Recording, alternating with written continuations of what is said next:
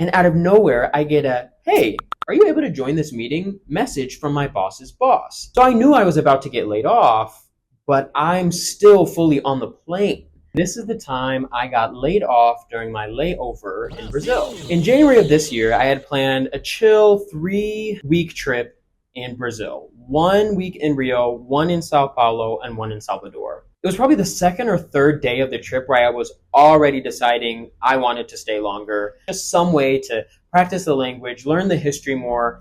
Just fell in love with Brazil very quickly, but I had a job to get back to. A little bit behind the scenes, I completely messed up my PTO request. I thought I was getting back to Chicago on January 20th, but I was actually getting back on January 21st. So I actually needed to work on my last day of vacation. It just so happened that on my way back to the States, I had an 8-hour layover in the Rio airport. Perfect time for me to respond to emails, respond to Slack, just get back into the groove. I board my flight from Salvador to Rio and pay for the Wi-Fi on the flight to just get a jump start on some work. And out of nowhere, I get a, hey, are you able to join this meeting? Message from my boss's boss. I go to check my calendar and it is in fact, a check-in with my boss's boss and somebody from HR.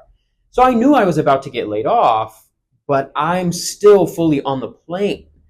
I didn't really freak out because I knew I wasn't going to answer this call in row 18, seat B of this airplane. I was just kind of ignoring the messages until I was able to answer. Once we finally land, I get off the plane as quickly as possible. I'm running through the airport, I'm running through customs, and I pull over in the duty-free section of the Rio airport to answer this call, where they did in fact inform me that that would be my last day at the company, and they were waiting until my vacation was over to let me know because they thought I was back in Chicago. So I'm already planning my next move, and one idea that can't escape my mind is to just stay in Brazil. I call my friends and family to make sure I'm not crazy for trying to kick it in Brazil for a little bit longer, but everyone kind of agreed that it was -2 degrees Fahrenheit in Chicago, so I didn't need to go back. I ended up taking a $20 bus from Rio to Sao Paulo and spent the next month meeting new people, practicing the language, staying in hostels, staying with friends that I had met along the way, and it was the happiest I had been in a long time.